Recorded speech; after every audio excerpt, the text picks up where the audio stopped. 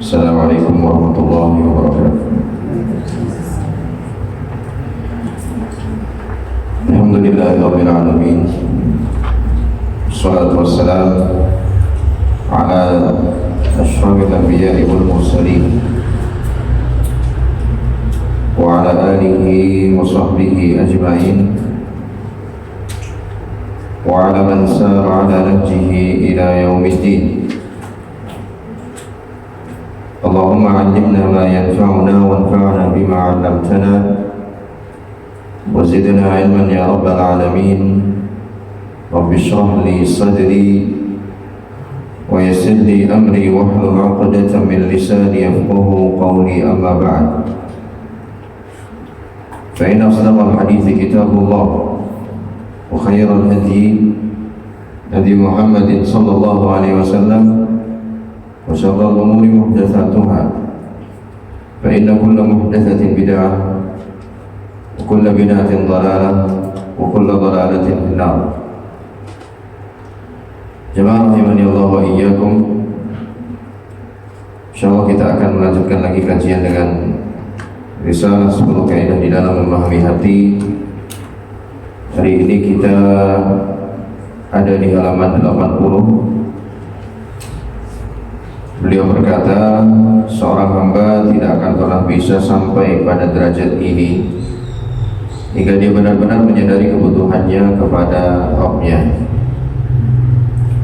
serta meyakini bahwa setiap urusannya, baik yang zahir maupun yang batin, itu semuanya butuh kepada Allah, karena Dia adalah Rabb-Nya dan sesembahannya. Jika demikian, niscaya ia akan selalu butuh kepada Allah dan tidak akan pernah butuh kepada selain Allah. Ini agar kita terlepas dari rasa ketergantungan terhadap selain Allah.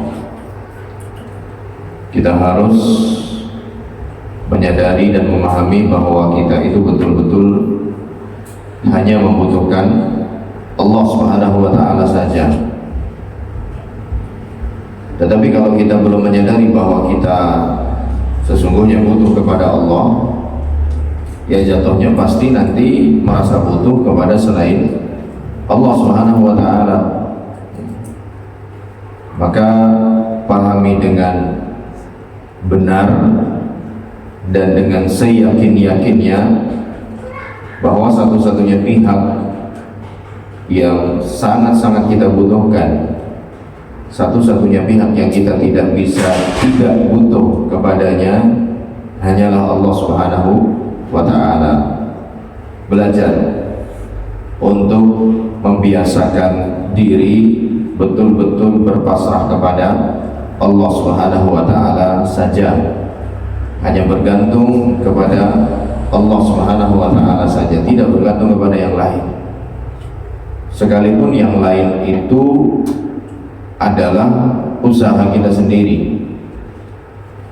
Jangan pernah kepedean, ya, terlalu percaya diri berlebih dengan usaha yang kita lakukan tanpa mau bergantung kepada Allah Subhanahu wa ta'ala, tanpa mau melaksanakan petunjuk yang Allah ajarkan, ya, tanpa mau melaksanakan petunjuk yang Allah Subhanahu wa ta'ala ajarkan.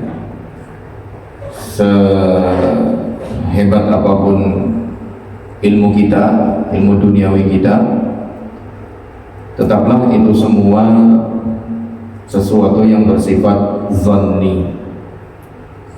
Zanni itu bisa benar dan tidak mungkin tidak menutup kemungkinan keliru. Adapun apa yang Allah Subhanahu wa ta'ala tunjukkan, ajarkan, sudah pasti benarnya, sudah pasti benarnya. Maka hendaknya kita sebagai seorang mukmin harus belajar dan membiasakan diri berpasrah, bergantung hanya kepada Allah sambil melakukan usaha-usaha yang ditunjukkan oleh Allah Subhanahu wa Ta'ala, ya. Sambil melakukan usaha-usaha yang ditunjukkan oleh Allah Subhanahu wa Ta'ala. Itulah mengapa hampir mayoritas ulama Ahlus Sunnah wal Jamaah sangat-sangat tidak menganjurkan turut serta dalam kontestasi pemilihan daerah, kepala daerah, atau sebagai seorang anggota, sebagai calon kepala negara apalagi, ya. Tidak usah menceburkan diri ke sana. Walaupun sebagian orang mungkin berpandangan kita kalau mau memperbaiki negara ini ya harus lewat jalur yang sudah ada, yang berlaku di negeri ini, itu jalur politik, ya. Dan memandang sebelah mata jalur yang diajarkan oleh Allah Subhanahu wa Ta'ala.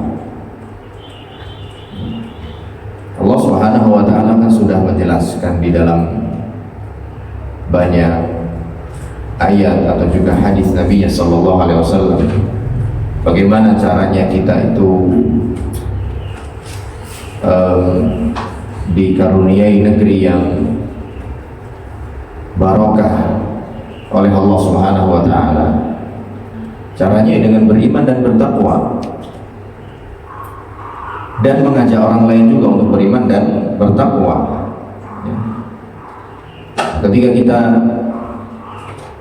menyampaikan hal ini, ditertawai, ya, seolah cukup dengan iman dan takwa itu untuk mendapatkan negara yang ideal, seolah berkata begitu. Padahal Allah Subhanahu wa Ta'ala sendiri yang mengatakan, walau anna ahlal qura amanu wattaqau lafatahna alaihim barakatim minas sama'i wal ard. Seandainya penduduk satu negeri itu beriman dan bertakwa, kami akan bukakan keberkahan dari pintu keberkahan dari langit maupun dari bumi. Seolah ya kayaknya enggak deh, ya nggak bisa untuk kayak gitu, nggak bisa pakai cara-cara seperti itu saja, gitu. Ya subhanallah, lebih percaya dengan usaha yang dia pilih dibandingkan jalan yang Allah tawarkan. Ini bahaya kalau sampai punya sikap-sikap kayak gini. Al-Imam Ibnu Qayyim rahimahullah ketika menjelaskan larangan mengangkat suara melebihi suaranya Nabi sallallahu alaihi wasallam.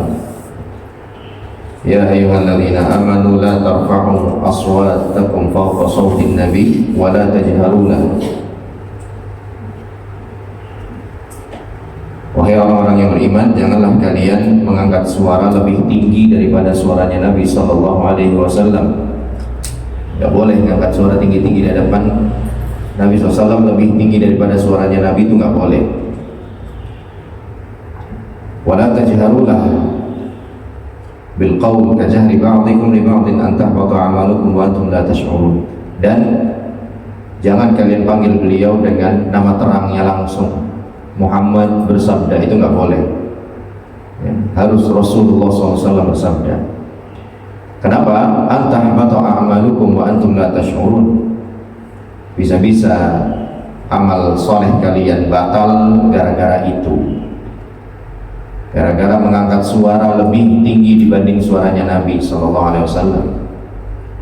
Wa antum la tash'urun, sementara kalian tidak menyadari bahwa amal kalian sudah batal. Nah, Ibnu Qayyim rahimahullah mengatakan, kalaulah mengangkat suara lebih tinggi dibandingkan suaranya Nabi Sallallahu Alaihi Wasallam, bisa membatalkan amalan kita, bagaimana lagi dengan yang mengangkat logikanya lebih tinggi dibandingkan petunjuknya Nabi Sallallahu Alaihi Wasallam. Subhanallah, ini sebuah pemahaman yang dalam dari Ibnu Qayyim rahimahullah ta'ala. Kita kalau baca awal surah Al-Hujurat tadi, yang kita paham selama ini ya cuma itu tadi saja, dilarang meninggikan suara di hadapan Nabi Sallallahu Alaihi Wasallam melebihi suara beliau. Cuma sampai situ biasanya kebanyakan kita. Tapi Ibnu Qayyim rahimahullah ta'ala mendapatkan faedah yang lain yang sama sekali tidak pernah terbetik di dalam benak kita. Beliau mengatakan, kalaulah mengangkat suara kita lebih tinggi dibandingkan suaranya Nabi Sallallahu Alaihi Wasallam saat itu, maka mengangkat logika kita, kemudian ilmu kita lebih tinggi dibandingkan petunjuknya Nabi Sallallahu Alaihi Wasallam, tentu lebih berpotensi untuk membatalkan amalan kita. Ya. Parah mana kira-kira Bu? Mengangkat suara lebih tinggi dibandingkan suara Nabi, atau mengangkat logika lebih tinggi dibandingkan petunjuk Nabi? Yang pertama atau lebih parah yang kedua? Yang kedua. Ya. Kalau yang pertama kan bagian daripada adab berinteraksi bersama Nabi Sallallahu Alaihi Wasallam. Adapun yang kedua, adab sebagai seorang mukmin, sebagai seorang umatnya.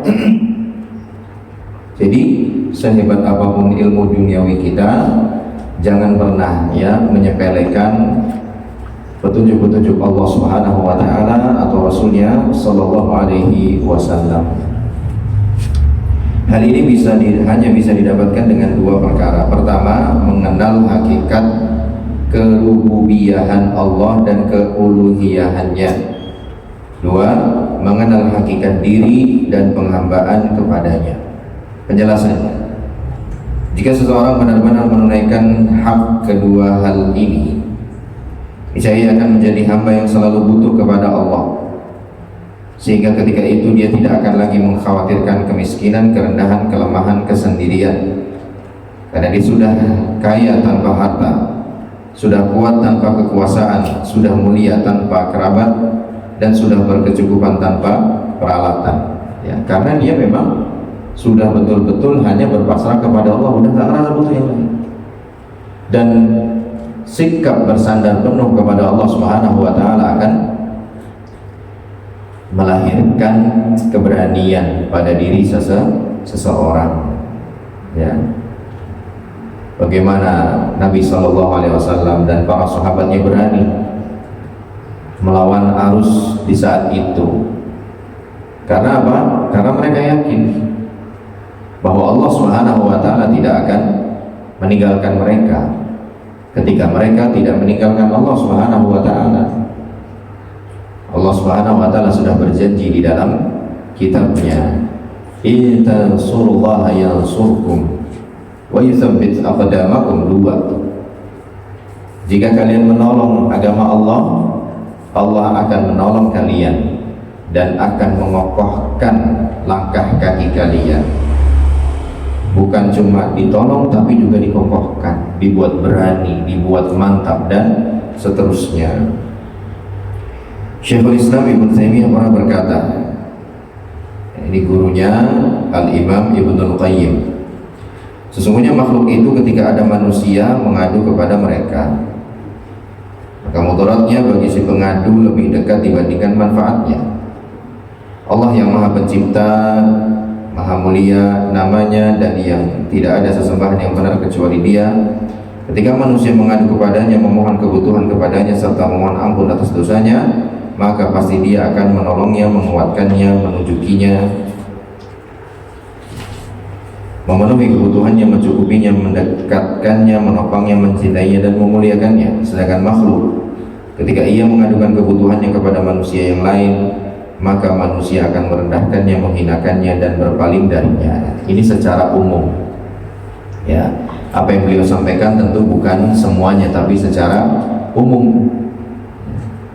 Makanya, kalaupun kita harus curhat atau konsultasi misalnya, maka carilah orang yang tepat, ya, yang benar-benar berkompeten untuk membantu kita menyelesaikan permasalahan yang sedang kita jalani.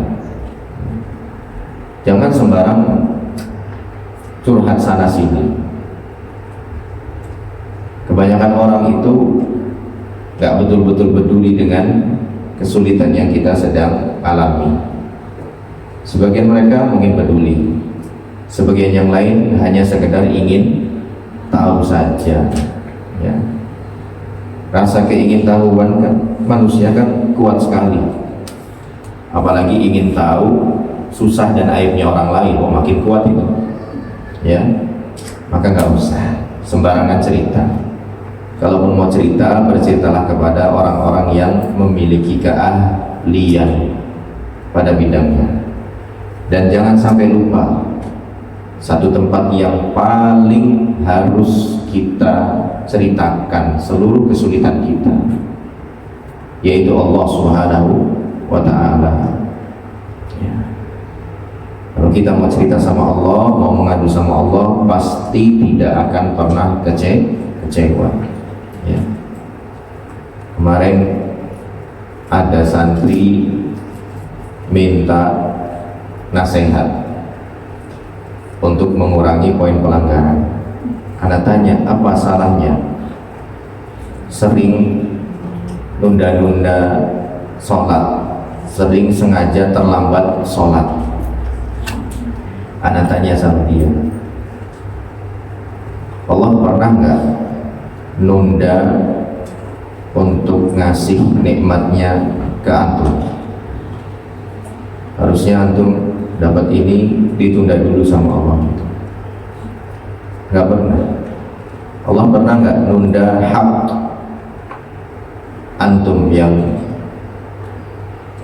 berhak antum terima? Nggak pernah. Terus apa alasan kita menunda-nunda haknya Allah Subhanahu wa Ta'ala? Melaksanakan sholat.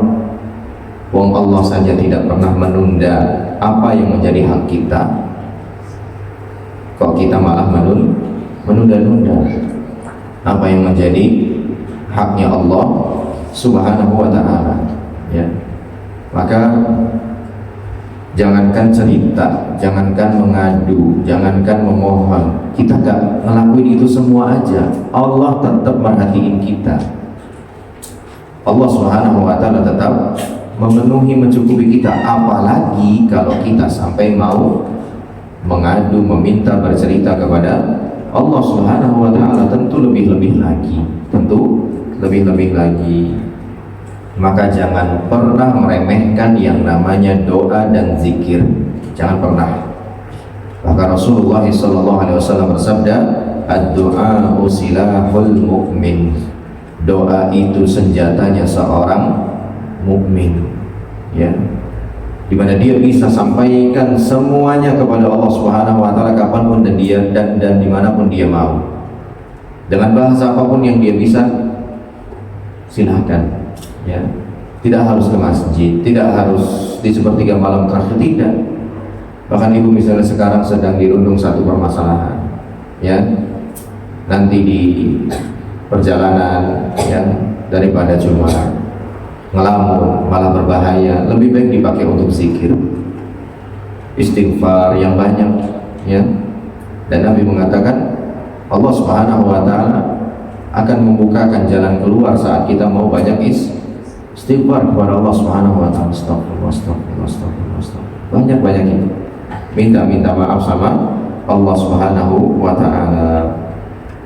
Di antara faktor yang bisa membantu agar seseorang bisa bersandar hanya kepada Allah, bukan kepada makhluk, adalah melatih diri dan bersikap tegas kepada dirinya dengan cara sebisa mungkin tidak mengadukan kebutuhannya kepada manusia dan tidak meminta tolong kepada mereka.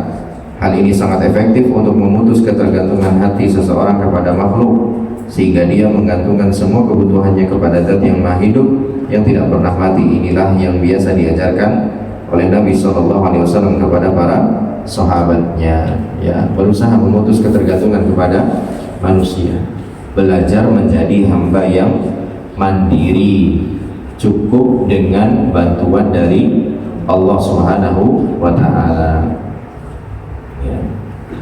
Jangan bergantung kepada suami atau orang tua atau anak, selama masih bisa berdiri sendiri sambil terus memohon pertolongan kepada Allah Subhanahu wa Ta'ala, ya. Dan kalau kita tidak pernah bergantung kepada manusia, kita benar-benar menjadi seorang yang mandiri, bergantungnya hanya kepada Allah, satu ketika orang yang idealnya kita bergantung kepada dia tidak lagi bersama kita, maka itu insya Allah tidak akan menjadi sebuah masalah yang besar bagi kita, ya. Walaupun secara manusiawi kita ya makhluk sosial, saling membutuhkan satu dengan yang lain, akan tapi bedakan antara rasa butuh dengan rasa bergantung, ya. Kalau butuh semua saling membutuhkan, ya, tapi jangan sampai bergantung kepada manusia, karena ujung-ujungnya kita sendiri yang akan kerepotan nantinya, ya. Ujung-ujungnya itu akan kerepotan nantinya. Nabi bersabda mengajari sahabatnya Ibnu Abbas, "Idza sa'alta fas'alillah." Jika kamu meminta maka mintalah kepada Allah. Wa idza sta'anta fasta'in billah.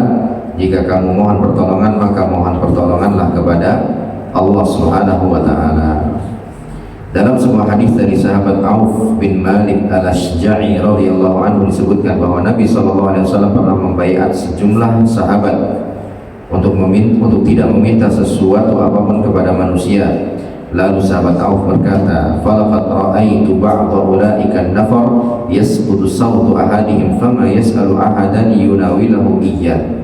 Sungguh aku pernah melihat sebagian mereka yang dibaiat tersebut, dan ketika cambuk salah seorang dari mereka terjatuh, maka dia tidak minta tolong kepada orang lain agar mengambilkannya, ya. Benar-benar gak minta tolong sama orang, padahal bisa saja tolong ambilin, ya. Dia tidak melakukan itu karena apa? Berusaha memutus rasa bergantungnya kepada orang lain, kepada selain Allah Subhanahu wa Ta'ala. Al-Imam Al-Qurtubi rahimahullah berkata, Nabi SAW pernah membaiat sejumlah sahabat radhiyallahu anhum agar tidak meminta sesuatu apapun kepada manusia dalam rangka mendorong mereka agar berakhlak mulia, menahan diri untuk tidak menerima bantuan orang lain, mengajarkan kesabaran dalam menghadapi hal yang tidak menyenangkan, dan tidak bergantung kepada orang lain, dan kemuliaan jiwa. Di mana ini juga disebutkan oleh Allah Subhanahu wa Ta'ala, ya, di dalam Al-Quran, bahwa ada orang-orang fakir sesungguhnya secara ekonomi, tetapi apa? Mereka tidak mau meminta-minta kepada sesama manusia. La yas'aluna an-nasa ilhafa, mereka nggak mau minta-minta, ya. Nah, sampai apa? Sampai kebanyakan orang yang ada di sekitarnya mengira dia itu orang yang berkecukupan, padahal tidak. Sesungguhnya dia kekurangan, hanya saja dia menahan diri untuk tidak meminta kepada orang lain, ya, menahan diri untuk tidak meminta kepada orang lain. Maka Nabi SAW sangat melarang, ya, sikap meminta-minta seperti itu. Apalagi kalau kita sudah dicukupi oleh Allah, masih saja minta-minta kepada selain Allah, ya. Kata Nabi SAW, orang yang demikian, yang meminta-minta, sukanya, hobinya, bahkan profesinya, maka nanti pada hari kiamat akan datang walaysa fi wajhihi mushatul lahmin, ya. Dalam hari kiamat datang dalam kondisi wajahnya tidak ada dagingnya, ya, sebagai penghinaan dari Allah Subhanahu wa taala bagi orang yang tidak tahu malu seperti itu, ya. Meminta-minta saja, ya, kesenangannya. Dari Sauban radhiyallahu anhu, maula Rasulullah sallallahu alaihi wasallam, bahwa Rasul pernah bersabda, "Man yadmanu li wahidatan admanu lahu al-jannah." Qala, "Qultu ana ya Rasulullah." Qala, "La tas'alin nasa syai'an." Qala, "Fakana as-sawtu thawban yasqut wa huwa 'ala ba'irihi fayunihu hatta ya'khudahu wa ma yaqulu li ahadin nawilnihi." Siapapun yang mau berjanji kepadaku satu hal, maka aku akan jamin baginya surga. Sauban berkata, "Aku mau, wahai Rasulullah." Rasulullah SAW bersabda, "Jangan pernah meminta apapun kepada manusia." Perawi hadis ini menjelaskan, maka semenjak itu, jika cambuknya Sauban terjatuh saat dia berada di atas untanya, dia akan menderungkan untanya. Ya, menderungkan itu membuat untanya duduk, menjadi duduk. Dia berada di atas untanya, dia akan menurunkan untanya untuk mengambil cambuknya sendiri. Dia tidak minta tolong kepada orang lain untuk mengambilkannya, ya, selama masih bisa melakukan sendiri, ya, lakukanlah sendiri tanpa minta kepada orang lain. Padahal kan mintanya sederhana, cuma minta tolong diambilin aja. Namun ternyata juga dihindari oleh Sauban. Kalaulah kita bisa menghindar dari sikap meminta-minta yang sederhana, ya, insya Allah dalam perkara yang lebih besar kita bisa lebih menghindari untuk tidak minta-minta. Ringkasnya, keinginan dan harapan seorang hamba kepada Rabb-Nya menutup dirinya, menghambakan diri kepadanya. Sebaliknya, keengganan meminta dan berharap kepada Rabb-Nya menyebabkan hatinya berpaling dari penghambaan kepada Allah Subhanahu wa taala. Barang siapa menggantungkan hatinya kepada makhluk dalam urusan kebutuhannya, niscaya hatinya akan tunduk kepadanya, dan ia pun menjadi hamba baginya sesuai kadar ketergantungannya. Ya, ini yang kita sampaikan pekan lalu. Ucapan orang Arab dahulu, al-insan asirul ihsan. Manusia itu, ya, tertawan oleh jasa baiknya orang lain. Ya. Kalau orang lain udah berjasa baik sama dia nanti jadi gak enakan kepada orang tersebut. Suatu ketika dia harus melaksanakan aturan terhadap orang tersebut, ya, gara-gara rasa gak enakan, hutang jasa, hutang budi, akhirnya aturannya tidak jadi dilaksanakan, ya. Disitulah salah satu hikmah diharamkannya hadiyatul ummal, ya.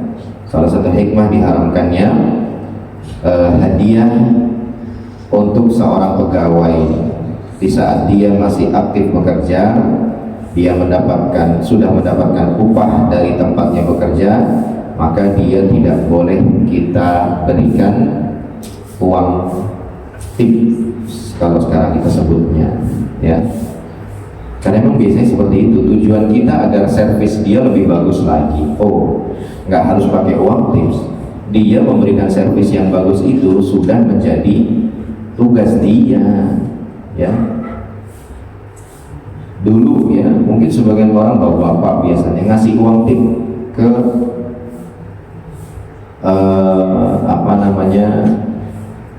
montir bengkel, ya. Tujuannya supaya apa? Supaya motor kita benar-benar diservis dengan baik. Loh, menservis motor customer dengan baik itu sudah menjadi bagian tugasnya, tanpa harus dikasih uang tip, nggak harus, ya. Dan itu kata Nabi SAW termasuk tindak korupsi, ya, termasuk tindak korupsi. Walaupun orang-orang kita nyebutnya, ya, terima kasih lah udah diinin. Oh, nggak harus, ya. Terima kasih, ucapkanlah terima kasih saja. Kadang memang perasaan tidak sejalan dengan petunjuk Nabi SAW. Tapi lagi-lagi dalam kondisi seperti ini kita harus mengedepankan petunjuknya Rasulullah SAW. Sesuai kadar kebergantungan kepada makhluk, maka seorang akan menjadi sombong untuk merendahkan diri kepada Allah. Sombong di sini juga bisa dimaknai enggan, Ya, orang kalau sudah bergantung kepada makhluk ya sudah enggan untuk bergantung kepada Allah Subhanahu wa taala. Akibatnya ia tidak tergolong orang yang meminta, berdoa dan tunduk kepada Allah. Jadi nggak mau doa, jadi nggak mau minta. Karena penghambaan kepada makhluk telah memadati penghambaan kepada Sang Pencipta, sehingga melemahkan penghambaannya, bahkan mungkin membatalkannya. Dia telah salah menempatkan permintaannya. Juga ia telah salah karena telah menunjukkan kepada yang tidak berhak. Dia juga telah zalim terhadap tauhidnya, keikhlasannya dan rasa butuhnya kepada Allah, serta dia menjadikan dirinya merasa cukup dengan meminta kepada manusia, bukannya meminta kepada Tuhannya manusia. Hal itu mengurangi hak tauhid, memadamkan cahayanya dan melemahkan kekuatannya, sehingga Allah tempat meminta dan memohon atau meminta pertolongannya. Imam atau ya, suatu ketika ditawari oleh raja yang sedang berkuasa, kalau nggak salah Abdul Malik bin Marwan. Saat itu Atha adalah seorang mufti di Makkah, ya, di Masjidil Haram, dan penguasa sangat memuliakan ahlul ilmi, ya. Maka saat berjumpa dengannya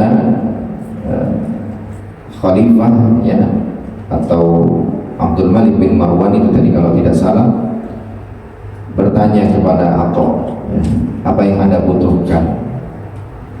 Kami akan memenuhi segala hal yang Anda butuhkan dan atau minta, ya.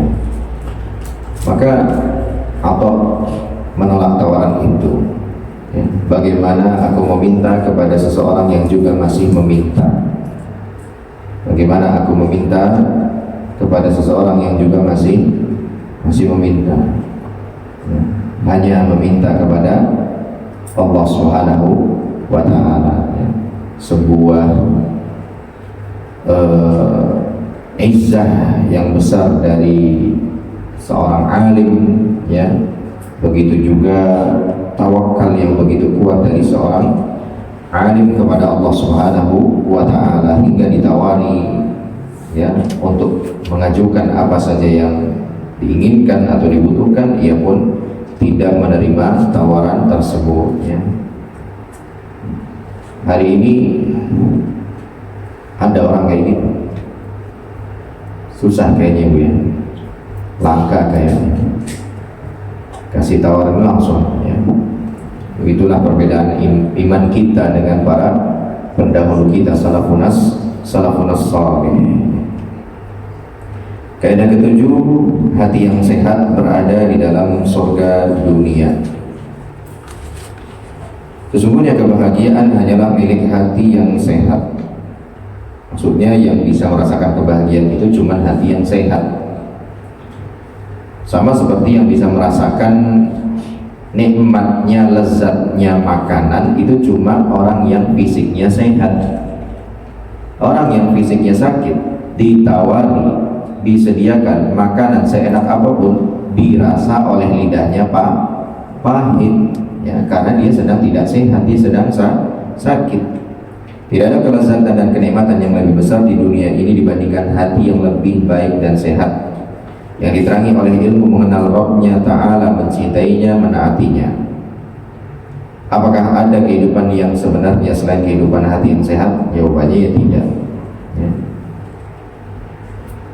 Hidup semewah apapun, selengkap apapun, tapi kalau hatinya tidak sehat, ya tidak akan merasakan kebahagiaan, ya. Entah ini yang dimaksud dengan hati itu adalah perasaannya atau jiwanya atau apapun itu, ya. Maka jangan sampai salah paham atau salah fokus, lebih memperhatikan hal-hal yang bersifat lahiriah, kemudian lupa untuk memberi perhatian terhadap batinnya, ya. Karena ada santri, Masya Allah, cuma apa ya, makan seadanya begitu, tapi kelihatan bahagia sekali, ya. Kelihatan enjoy sekali. Karena apa? Memang hatinya sehat, alhamdulillah, ya. maka berikanlah perhatian benar-benar terhadap kesehatan hati kita, lebih besar terhadap perhatian kita terhadap kesehatan fisik kita. Allah telah memuji kekasihnya yaitu Ibrahim alaihissalam karena hatinya yang sehat. Allah berfirman, wa inna min syi'atihi la Ibrahim idz jaa'a rabbahu biqalbin salim. Dan sungguh Ibrahim termasuk golongannya Nabi Nuh alaihissalam. Ingatlah ketika dia datang kepada Tuhannya dengan hati yang sehat, hati yang selamat. Allah juga berfirman menceritakan Ibrahim alaihissalam, yauma la yanfa'u malun wala banun illa man atallaha biqalbin salim.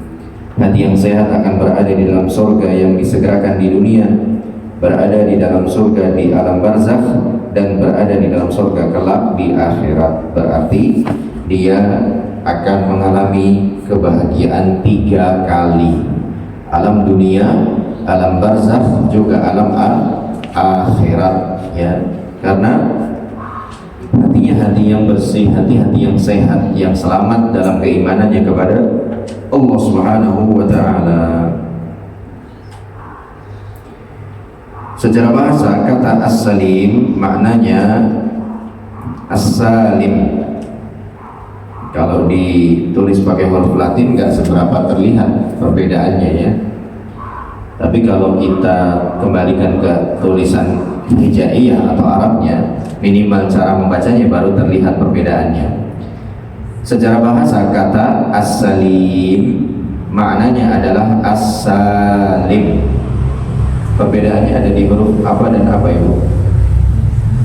Huruf sin dan huruf lam. Yang satu sinnya yang dipanjangkan, yang satu huruf lamnya. Ada as-salim, ada as-salim. As-salim maknanya as-salim. Apa?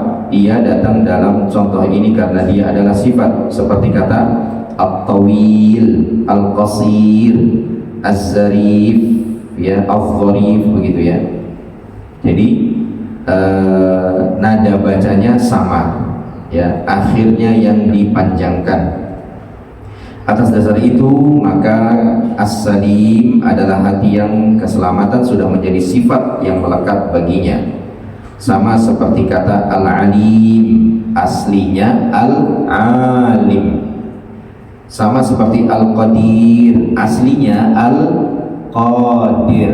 Ya, ini sedikit faedah tambahan dari segi bahasa. Kata as-salim dalam bahasa Arab lawan kata dari al-marid atau as-saqim atau al-alil. Semuanya memiliki arti orang yang sakit, ya. Baik marid atau saqim atau alil, semuanya orang yang sakit atau sesuatu yang sedang sakit. Perkataan para ulama ketika mengungkapkan makna hati yang sehat sangat beragam. Dan pengertian terbaik untuk menjelaskan hati yang selamat adalah hati yang aslama, berserah diri, salima, selamat, salama, menerima, salama, berdamai, dan istalama, tunduk. Subhanallah. Dari satu kata, dari satu akar kata, ya, lahir banyak kosakata, ya. Ada aslama, ada apa lagi tuh? Salima, kemudian yang ketiga salama, yang keempat salama, dan yang terakhir istaslama. Akar katanya sin, lam, dan mim, ya. Ini subhanallah kekayaan bahasa Arab, ya. Hanya dari satu kata saja. Termasuk Islam berasal dari kata yang akar kata yang sama. Selamat, bahasa Indonesia selamat, selamat, akar katanya juga sama, kan? Sin, lam, dan mim. Selamat kalau dikembalikan ke bahasa Arab, apa bahasa Arabnya? Salamah, ya, salamatun, ya, salamat. Jadi nggak usah sok-sokan apa, ya, anti sama Arab, ya. Wong kebanyakan bahasa kita juga berasal dari bahasa Arab, ya, majelis permusyawaratan rakyat. Itu bahasa Arab semua itu. Majelis dari bahasa Arab. Jalasa yajlisu, majelis, tempat duduk, tempat berkumpul. Permusyawaratan, bahasa Arabnya apa? Musyawarah, ya, syawara yusyawiru musyawaratan. Rakyat, rakyat juga bahasa Arab. Apa bahasa Arabnya? Ra'iyah, ya, bahasa Arabnya ra'iyah, ya. Jadi lucu sebenarnya orang-orang yang suka merendahkan, mendiskreditkan bahasa Arab, ya, sementara dia sendiri bahasanya banyak, ya, menyerap dari bahasa Arab. Jadi hati yang sehat adalah hati yang berserah diri kepada Allah Subhanahu wa taala, selamat dari hal-hal yang memutusnya dari Allah, menerima suratan takdir dari Allah. Surat juga surah, ya, sama aja. Berdamai dengan walinya Allah Subhanahu wa taala dan tunduk kepada syariat Allah taala. Penjelasannya sebagai berikut. Hati yang sehat adalah hati yang selamat dari segala penyakit dan petaka. Ia adalah hati yang selamat dari penyakit yang menjauhkannya dari Allah, selamat dari segala keinginan yang menghalangi keinginan Allah, dan dari segala hal yang bisa memutuskannya dari Allah. Ini nih, ya, jadi ada berapa nih? 3, ya. Yang pertama, hati yang selamat dari penyakit yang menjauhkan dari Allah. Apa yang menjauhkan dari Allah? Pertamanya kemaksiatan, itu jelas menjauhkan dari Allah. Kedua, sebagian perkara mubah, itu juga bisa menjauhkan dari Allah. Gara-gara main sosmed, ya, terus kemudian sholatnya jadi terlambat, ya, kan jadi terjauhkan dari Allah dia, gara-gara perkara yang asalnya mubah, ya. Itu yang pertama, hati yang selamat dari segala penyakit yang menjauhkannya dari Allah. 2, selamat berarti selamat dari segala keinginan yang menghalangi keinginannya Allah. Allah inginnya kita sholat subuh sebelum paling lambat matahari terbit, tapi diri kita inginnya lanjut tidur, ya. Nah, lanjut tidur itu kalau kita selamat darinya, alias kita bangun langsung melaksanakan sholat, berarti itu sudah selamat hatinya. Dan yang ketiga, selamat dari segala hal yang bisa memutuskannya dari Allah Subhanahu wa taala. Apa yang memutuskan dari Allah? Kekufuran, kesyirikan, ketergantungan kepada selain Allah Subhanahu wa taala. Dan kemudian beliau rinci di sini beberapa hal perkara yang memutuskan dari Allah kembali kepada 5 perkara syirik, ya, tadi sudah kita sebutkan. Di mana ini berlawanan dengan tauhid, bid'ah, ya, berlawanan dengan sunnah. Ya, orang yang sudah gandrung, ya, candu sama kebid'ahan itu nggak akan melakukan hal-hal yang disyariatkan. Kalaupun melakukan sedikit sekali, ya. Yang ketiga, syahwat yang menyelisih perintah Allah. Yang keempat, yang memutus seorang hamba dari Allah, lalai, yang kemudian tidak berzikir. Dan kelima, hawa nafsu yang berlawanan dengan ketulusan dan keikhlasan, ya. Ini beberapa hal yang memutus hubungan seorang hamba dengan hati seorang hamba dengan Allah Subhanahu wa ta'ala. Tapi masih cukup panjang untuk kita teruskan. Kiranya sampai di sini dulu kajian kita di kesempatan hari ini. Untuk pertanyaan, insya Allah kita tunda sampai pekan berikutnya. Wallahu a'lam bishawab. Hadanallahu wa iyyakum ajma'in. Subhanakallahumma wa bihamdika asyhadu an la ilaha illa anta astaghfiruka wa atubu ilaik. Billahi taufiq wal hidayah. Wassalamualaikum warahmatullahi wabarakatuh.